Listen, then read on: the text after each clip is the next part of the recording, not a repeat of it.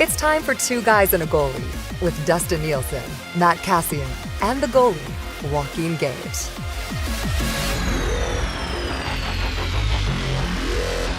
All right, happy trade deadline day, everybody. It's the deadline day episode. Nielsen, Cass, and Gage are with you once again. Episode 213 of Two Guys and a Goalie. As always, brought to you by our friends at CoolBet Canada. Sign up for an account today. Go to coolbet.com.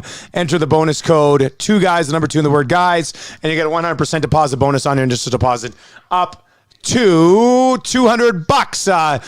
I know there's going to be a ton of people watching on the stream today. If you have any questions or you want to comment, just hit us up in the Say Something section, and make sure you subscribe to the podcast. Search Two Guys and a Goalie on all your podcasting platforms. Guys, for me, since I was 12 years old, it's just been, I sit around, watch the deadline as a fan, but you guys have been through it as players, and now as fans, obviously. But Cass, what was your deadline experiences like? Like, what was it like for you being a depth guy on a few teams? Yeah. I don't know. I don't think I was ever too overly concerned about being traded. And the 1 year that I got traded before the deadline. So it had already happened when I got traded from Minnesota to Ottawa. So I think it was a little different for me in that I wasn't. Did you know that was coming, Cass? Like when you got dealt? Yeah. Well, we knew, I didn't know where. I mean, we talked with them about finding a trade, and they had talked about finding me a trade. So there had been some discussion about it. We didn't know if they were going to be able to find anything. And you just never really know. But yeah, it wasn't unexpected. It's still unexpected, but it wasn't unexpected. Gage, what about you, buddy? Not a care in the world, Dusty. I was fancy free and footloose with trade deadline day. I always laughed at the guys that the 2 times I was with Edmonton, in the minors it was different too, but because when guys heard that they might get moved, the amount of luggage that they brought on the trips was just hilarious. Because I remember Brian Marchment thought he was going to get dealt, and he showed up at the airport looking like a real housewife on like a weekend trip. Like there was 8 bags of stuff, and he was hauling this stuff everywhere, and ended up just bringing it all back home, which was absolutely hilarious. But no, it was sad. I remember when Kurt Maltby got traded in St. Louis, and that was pretty brutal. Kevin Lowe, actually, it was Glenn Anderson got traded on the plane to St. Louis. So that was weird too. But no, I was never in jeopardy. I don't think of being moved. Are you telling me, Gager, a lot of people weren't calling to get their hands on you? What's going on? Everyone was good in the room back then. There wasn't a lot of demand for it. So that's true. A lot of good in the room guys back then. I'll have to make a note about your roast having as much interest as you at the deadline. How's that? Yeah. Let's tie that in. That'll be fun. We're going to do the roast on May 13th. That'll be good. If you're watching on the live stream, subscribe to the podcast right now so you never miss an episode. Look, let's just get right to it. There's lots of other storylines we can discuss. We're going to be on as the deadline passes. So I'm sure we're going to get a few trades just like we did last year. And I'll try to keep tabs on those as well. But Cass, let's start with you, man. What'd you make of this Kulak deal? Lagesson and a second in 2023 for Brett Kulak. Still pretty expensive. I mean, Lagesson going whatever. You're sending a defenseman the other way. He was a guy whose agent had obviously complained a lot. So you're kind of like, see ya. Whatever. Doesn't make much of a difference. The second round pick is expensive though, and especially if we look at what some of the other guys went for. Who was it that went for a third? Braun went for a third. Justin Braun went for a third. Yeah, and you're kind of like, okay, so he goes for a third pick. So is Kulak that much better than him that you needed to pay a second? Or maybe he's younger. He's younger. I'm wondering if they think they sign him and then it's not viewed as a rental because he's a local guy. Maybe. I don't know. But how much? I mean, how much is he gonna get? Because he's gonna cost probably $3 million a year. You think 2.5? Yeah, I think some of the numbers that popped up around there were low 2s on a 4-year deal. I don't know if I'm giving Kulak 4 years. I mean, maybe 3 years on a 2.1-ish or something like that. If you want, you got a year left of Keith, and then are they thinking Nurse, Kulak, and Broberg and the Niemelainen types? Maybe I don't know. Is it? Yeah. Still expensive. I mean, it's expensive, but I mean, people wanted him to do something. He did something. We figured he was going to address depth on the defense, especially in case someone gets hurt, and that's what he does. You have a top 4 defenseman in particular go down. You at least got a guy you can throw in there that you know is going to be defensively responsible and can play some minutes for you. Man, he played top 4 minutes last year on the Cup run, right? He was riding shotgun with Petrie last year. I was very impressed by Kulak last year during that the playoff run. I thought he was good. So I like the pickup. Like I think the pickup could be a little bit better. I would have loved it at a 3rd rounder, but I think Kulak could end up bringing a little bit more to the table than people think. Gager, where do you come out on this? Well, I think it's just something had to be done, and it was the only thing that kind of made sense. I'm with Cass thinking that it is a little bit expensive with the second. I would have liked to have seen the Oilers just keep more picks to. And I think Low Tide was listening to your show today, Dusty, and stuff with Tide saying how Ken Holland isn't a master of the trade deadline. He's more in line to do work in the summer and get good people. And I mean, by all accounts, all the moves that he did make over the summer, I don't mind a lot of them. A lot of them are really good moves. And really, everyone, I know the glamour of the trade deadline and everyone wants a big splash, but let's face it. And I gotta, again, I hate doing this, but I gotta give Cass props about talking about Evander Kane way back when and them actually doing something. That is the biggest thing that Ken Holland did, and how everyone kind of forgets about this thing. And he's got, what is it, 12 goals in 22 games, or like this is really a phenomenal pickup for the Oilers, because he's and you've said this, and I think this too, Dusty. He hasn't even hit his stride with it either. So I think there's some better games still coming from Evander Kane. Yeah. I think that if, like you said, when everything settles and stuff, that is the big acquisition that the Oilers made, not obviously Kulak here. Cass, who do you think Kulak plays with? Oh, go ahead, Cass. Sorry, bud. Well, I was just going to say, if Kane isn't here, we would have spent the time heading into this as being like they need a top 6 forward. Mm-hmm. Yeah. Definitely. That would have been it. So, I mean, and as I said on your show this morning, Dusty, is like that Evander Kane was the big trade deadline deal. So you just need another small one. Who do I think he plays with? Playing with Barry? Yeah, probably. I think you give, I think having a stable guy there may give Barry a little bit more of an ability to try to do some things offensively, maybe cover up for him a little bit defensively. And just stabilize there. But he's also a guy that, especially for a penalty kill that still has been struggling, like he's going to play in your penalty kill a lot. May play with some different guys in there, but primarily I would say he's playing with Barry. Okay, a couple other things. Go ahead. Yeah, Gager, you think Barry? Yeah, no. Yeah, I don't have a problem with that. We got about 11 minutes to the trade deadline, and then obviously trades trickle through. There's a few that have kind of come. Looks like Cogliano has gone to the Avs. They brought in Lehkonen as well, so we can get to some things like that. But do you think the Oilers are done? Like, there's 10 minutes left here. Kulak, that was it. Tommy said they were sniffing around on Johan Larsson, and he ended up going to Washington on my way home from the radio station today. So, they went and got Kulak. They were looking maybe at a forward. Cass, you pretty certain that they're done here, or do you think there might be a late forward or something that trickles in? Well, we have a breaking trade, Dusty, almost breaking, sort of breaking, for a goaltender, actually. Andrew Hammond to the New Jersey Devils. To the New Jersey Devils. You're a sly dog, Cass. You don't do that on deadline day in this market, man. Sorry. Yeah, I think they're done. I think they're done. No cap space. You're not going to pay the price of what a goaltender is going to go for. So they're finished. That's it. They're toast.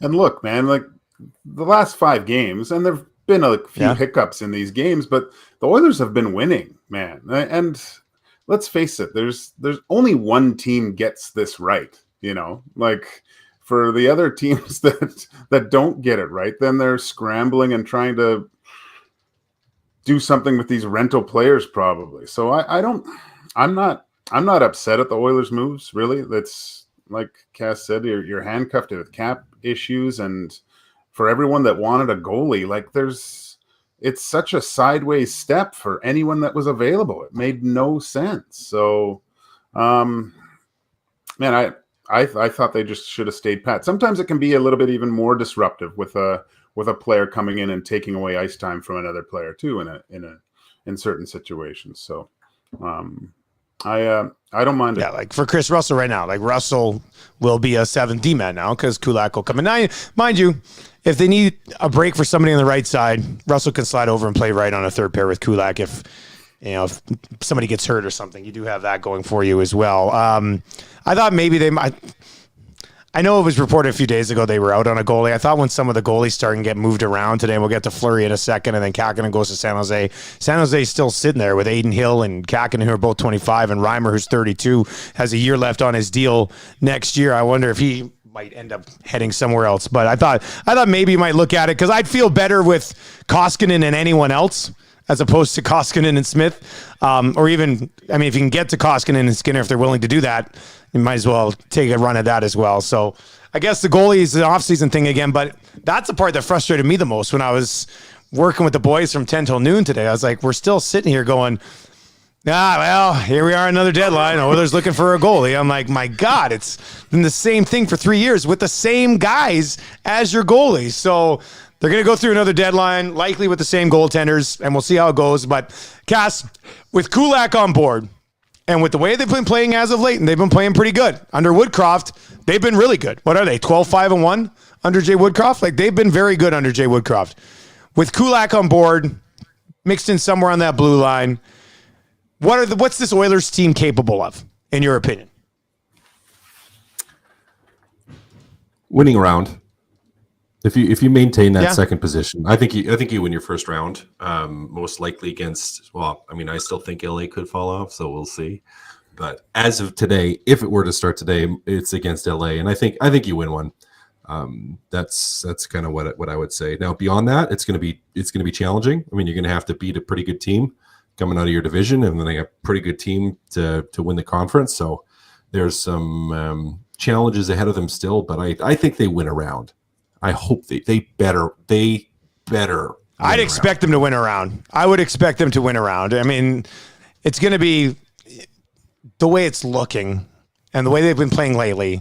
It's going to be them and maybe the Kings. Maybe Vegas gets it back figured out. But I mean, the rest of that division is just the same, if not worse than the Oilers, and don't have Connor McDavid or Leon Draisaitl, right, Gager? Like, if they continue to play the way they have under Woodcroft and you don't win a round, that'll be an extremely disappointing end to the season.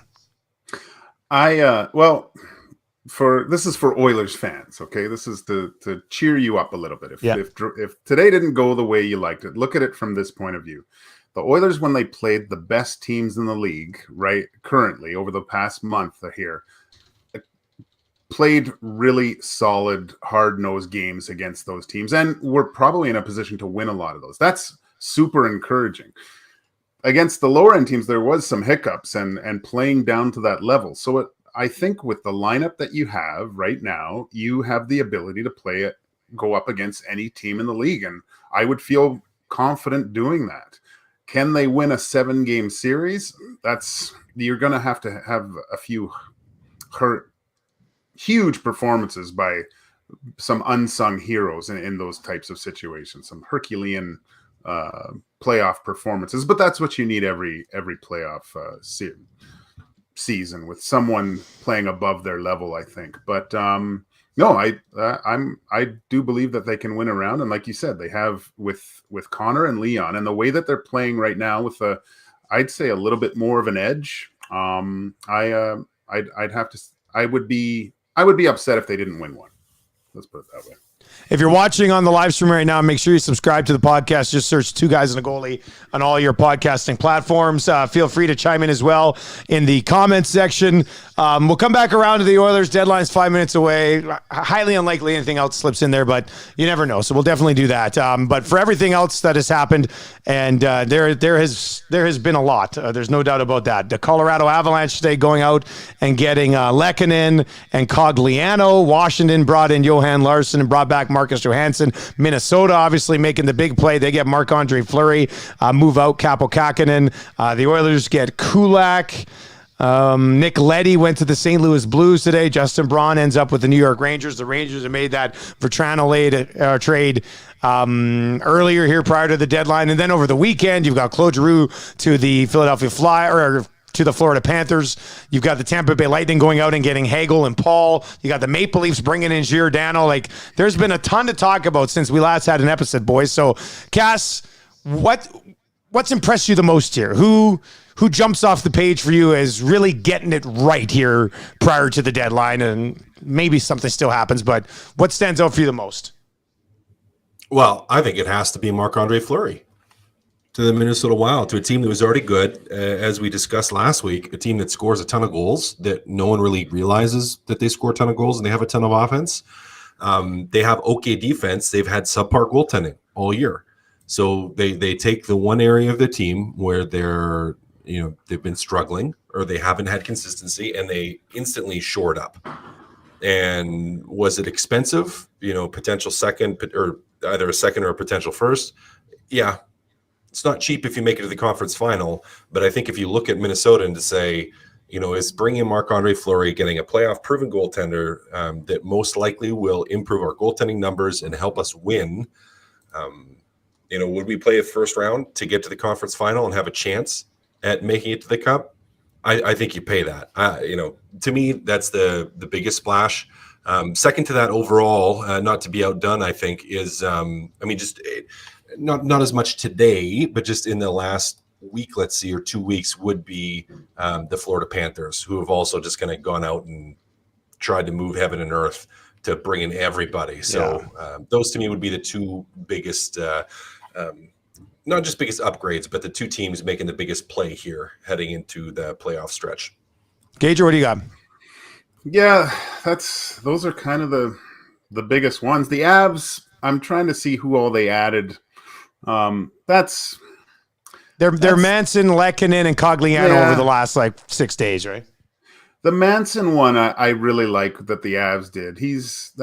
I've always liked him as a player. He's mean, good puck mover. I think that was something needed on the back end with the Avs. And like Cass said, I was puzzled by the Fleury trade, to tell you the truth. I thought that, Talbot was an all-star this year. I can see shoring up your goaltending in that respect, but I thought that you would just go ahead with Talbot in that situation. But if they are going up against the Avs, and if the Wild are looking at that possible matchup, you'd have to give the edge to Minnesota. And I think, Cass, you said they do score goals, and they have one of the most dynamic offensive players in the league right now. So, and they're big, physical, and and a little mean. That's a very, I'd watch that for sure. Let's just put it that way. I would watch that series. That would be one to keep your eye on. We'll see what happens with Giroux in Florida. That makes them quite potent as well. But I guess Toronto, we didn't really talk about Giordano going. We haven't got to Giordano yet. I was going to kind of go there next. What do you guys think of they gave up 3 picks to get him and Blackwell. Obviously he's familiar with Brody. You just put those two guys together and let them run from their days in Calgary. I would think all that matters in Toronto right now is somehow beating Tampa Bay and Florida in the first 2 rounds of the playoffs, which is not going to be easy. Cass, does Giordano change a possible outcome in this series? Considering I hate Toronto, I'm going to say no. Yeah, it's another leader in the dressing room, I guess, but is he going to tip the scales against, I don't know, unless he starts tripping guys as they go by and flying in and busting their kneecaps open. That's I guess you got that going for you, but that's about it. Deadline has officially passed now. We have hit 1:00, so we'll see if a few more trades trickle in. The Giordano one is interesting for the Toronto Maple Leafs because, Toronto's kind of got this Oilers thing going on now that Jack Campbell's come crashing back down to earth. They're losing in the first round probably because of goaltending unless Campbell regains his form. But Campbell seems like a guy who puts so much of it on himself Remember, like unfairly, many times you've seen him in the media being like, this is 100% on me. And you're like, oh man, it's not always just on you. I wonder how much the internal pressure he puts on himself is stopping him from being able to refine his game here, Gager. Take us inside a goalie's head there, man. How's that work for some guys? This is going to be like the new Doctor Strange, the multiverse of madness. You go into a goalie's brain, Dusty. But if you remember last year when they lost in Game 7, and he was in that, I think you're talking about that interview after, and he was just so hard on himself, and after quite a like, I think he had like a 93 save percentage too, or something ridiculous. And Kelly Rudy, who an advocate of mental health, he's talked about it makes me feel a lot better hearing goalies the way they talk about the struggles of being a goalie mentally, because I know I struggled with it for a long time, and to hear that he kind of had the same kind of views and how, gosh, I hope he doesn't I hope this is more of a kind of try to galvanize the team when he says, oh, it's on me, I'll take that responsibility. Maybe it's deflecting other things in the media, but yeah, like you said, Dusty, I think he's taking a little bit too much of this on himself to get his team to the next level. And you're just digging yourself a hole. I mean, you can't be blaming other people like some goalies we know, but you have to it's a team sport, and yeah, there's a lot of pressure on a goalie, but you really have to have a short memory. And the one thing that I loved what Mike Smith said coming back was this isn't about me. This is about our team and being there for my teammates. And maybe that is something that Jack Campbell can think about instead of just taking all that pressure on himself. That's the beauty part about hockey, is you can rely on other players and go, oh, I'm gonna make a save for that guy. I'm gonna work hard on this PK for my PK guys. So just kind of change your thinking a little bit is what sometimes I did. It didn't always work, but I think instead of just going so focused inward, try to surround yourself with your teammates, because those are the guys that'll bring you out of that anyway. Yeah. Our friend Soupy is Scaspacho. Yeah, a few mushrooms short of cream of mushroom soup. Mentally, he's like mushroom light soup with less salt. Man, some mental struggles. You got to find a way to overcome it. I just wonder if he's got it in him. Or was he a guy that came in and was going to have a good year and a half, and then just completely falls apart? Because we've seen that before happen too. So yeah, he's not. He wouldn't be the first guy that's had that happen to him, right? So would not be the first, especially in goaltending, where it is such a mental game, and all of a sudden you have a little run that you're not good, and then you just completely fall apart. Seen it happen. It's always easier too to be the backup and playing well when the big dog is struggling. Because you're it's house money at that point, right? Like, so last year when you look at them, they still had Freddie Anderson around. Even till playoffs, they were saying, oh, does Freddie start or not, right? So he was kind of just playing with the house money. But once, who said it? Like, as Ric Flair said it, didn't you go, to be the man, you got to beat the man. And once you beat the man, then it's a whole different ball game, especially being a number one guy and you're counted on, instead of having, oh, there's someone in the wings that's, they can always fall back on. So yes, I think you see that a lot with young guys coming in, having great runs, but once they become take over the mantle as the number one goalie, they tend to struggle a little bit more. Okay, just a sec here. Mark Spector is tweeting that the Oilers have acquired forward Derek Brassard as the deadline passes, which is kind of funny because remember there were rumors to get Brassard a few years ago, and our whole show we did a Brassard song and everything about the Brassard era. I'm just checking to make sure this is a real account, and it is Spec. He unfollowed me since our little tiff, but yeah. Oilers have you guys had a acquired. I didn't realize that. Yeah, I'll tell you off the air cast. I'll have to bring you up to speed on that one. Anyway, he says the Oilers have acquired forward Derek Brassard. No return. Like, we haven't heard anything yet. This thing is just moving. But early thoughts on this. What are we thinking about a veteran guy like Brassard? I mean, he's old like me. Yeah. When was the last time he scored 20? I'm just trying to bring up his 2015 stats right now. Long time ago. We heard they were looking for like another veteran forward. Brassard had 16 points in 31 games. What's that, Guess? He brings center depth. I have one question, though, that just popped into my mind.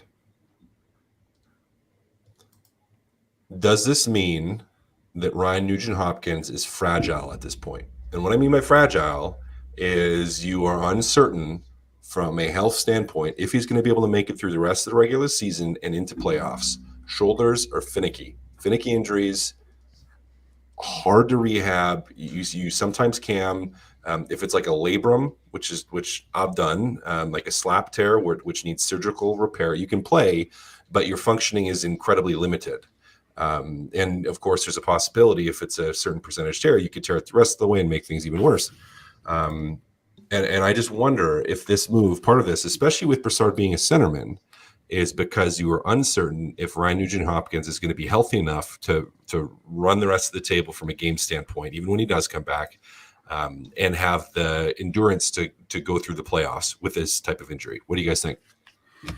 Interesting strategy. I mean, interesting way to look at it. Gager, what do you think? I'm going to try and look up where he's been playing in Philly so far this year. So, Gager, what do you think?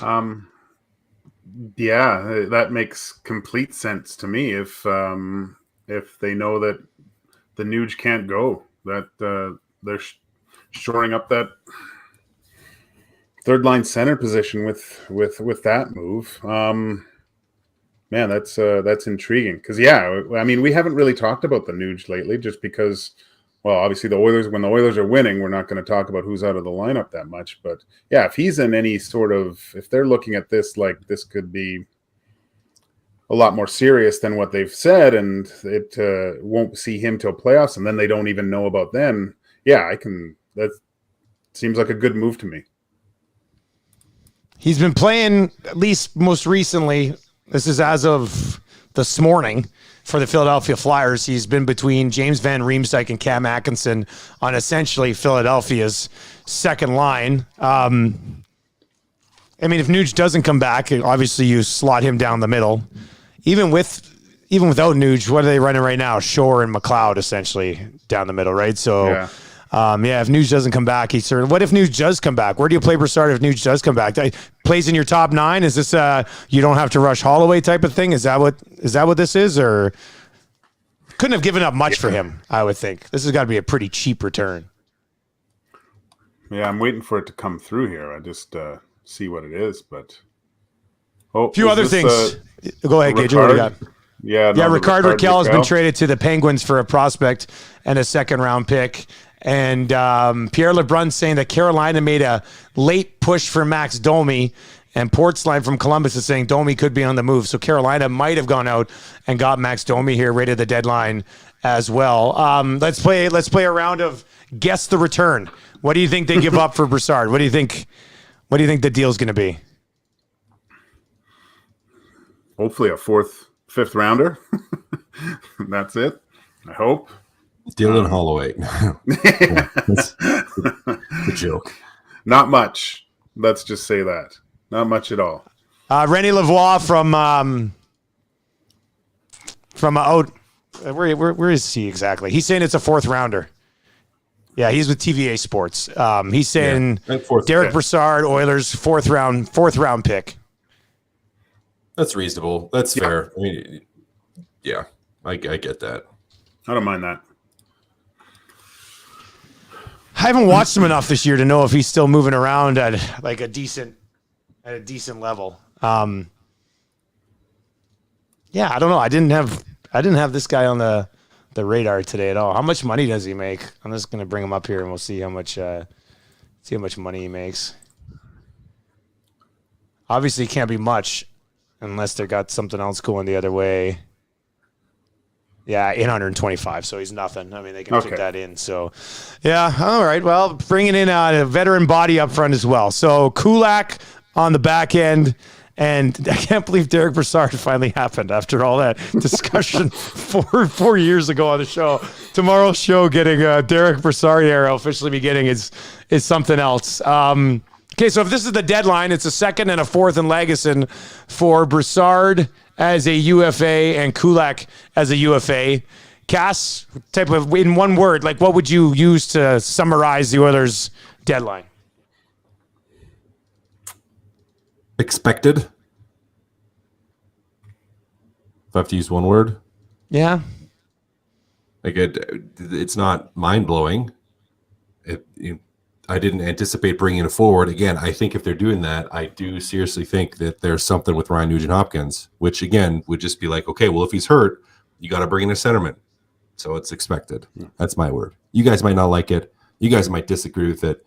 You guys might want to trade me to that Lock Shop podcast, but that's what I'm sticking with. Gager? One word for me, I'd say protection. With Kulak, it's another body on D, a little bit more experience. The playoffs, I mean, you're looking to go all the way here, and there's going to, hopefully you stay healthy, but to have another body, that's important. Having another center is huge, right? Like that's really big. I would say it's not overwhelming with the picks, but I think they put themselves in a good place in case of injuries. Have they changed their fortunes at all with either of these deals, do you think? Or in the end, we're coming here, 2 guys and a goalie, Oilers lose to the Flames in the second round because Markstrom was really good and Koskinen and Smith shit the bed. Like, is that not how the story ends regardless anyway? Brassard's going to be the Claude Lemieux of the playoffs this year. He's going to be drinking the Pisani juice. He's going to have 14 goals, and we're all going to say, oh, my God, Holland is a genius. I mean, I hate Calgary so much, too. I just want to say that Edmonton's going to beat them. I think when the Oilers lose, regardless of who it's to, if the Oilers lose, chances are they lose because of goaltending. Yeah. That's my... Not like not that they've got a shut down team in front of them, but no. You're going to be outmatched between the pipes in almost any matchup that you play, right? Yeah, and I think what it'll come down to, if you come up against a team that's going to play as well as you and play structured and play hard to play against, is that goaltending could be the difference in a game that's going to be, a 1-game series, like, a Game 7 style series or one game where one moment's going to be the defining moment of the series. I think it could come down to goaltending. I wish I would have. I walked past old Lagesson at the alumni skate. I was going to say something to him in Swedish, and then I chickened out. I could have said bye or something. I was going to say, how many words you played there? You're not fluent in Swedish, are you? No, but not by any means. But I can say hi, how you doing? See you later, stuff. That's what I was going to try to do. Would have been nice. Nice to do. Yeah. Pack your suitcases. whatever that is. Yeah. All right. So Max Domi did go to Carolina. I was wondering about Carolina because we talked about Tampa, Toronto, Florida. The Rangers had all brought in Pete. Boston went out and got Lindholm. Carolina had been a little bit quiet. I wonder if they're just like, Domi's one of the last guys. We got to go get somebody to compete with everybody else. So.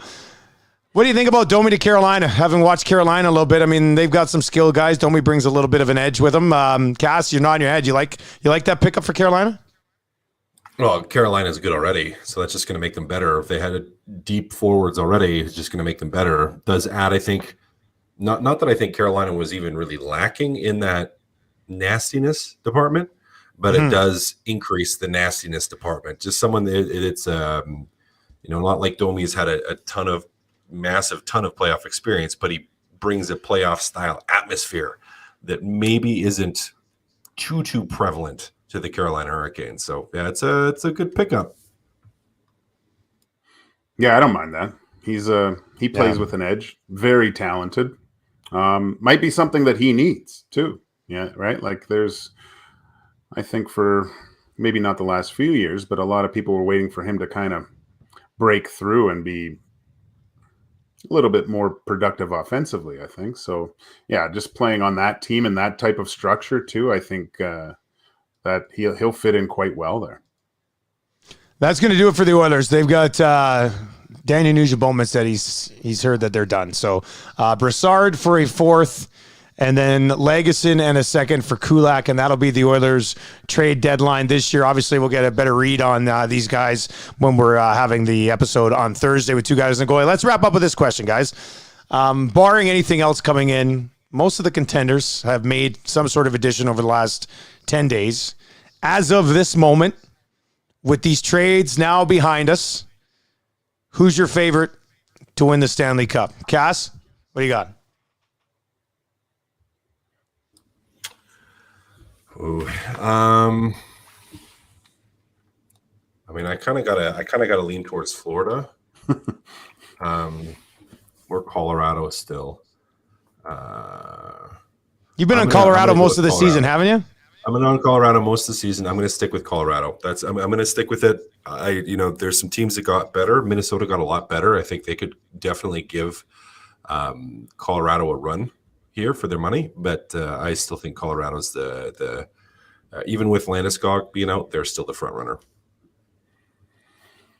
I'm going to go with Minnesota. That's key. I think the Achilles heel of the Avalanche is their goaltending. I think I have a feeling that that's going to be the reason why they don't get to the West Final is their goaltending. The goalie siding with the goaltender. It's pretty much how it should be.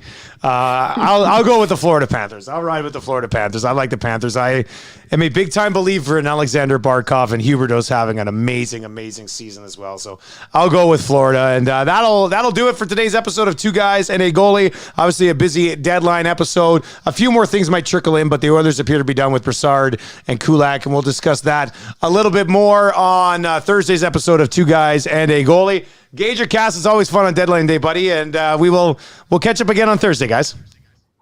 Awesome. Bye. Later.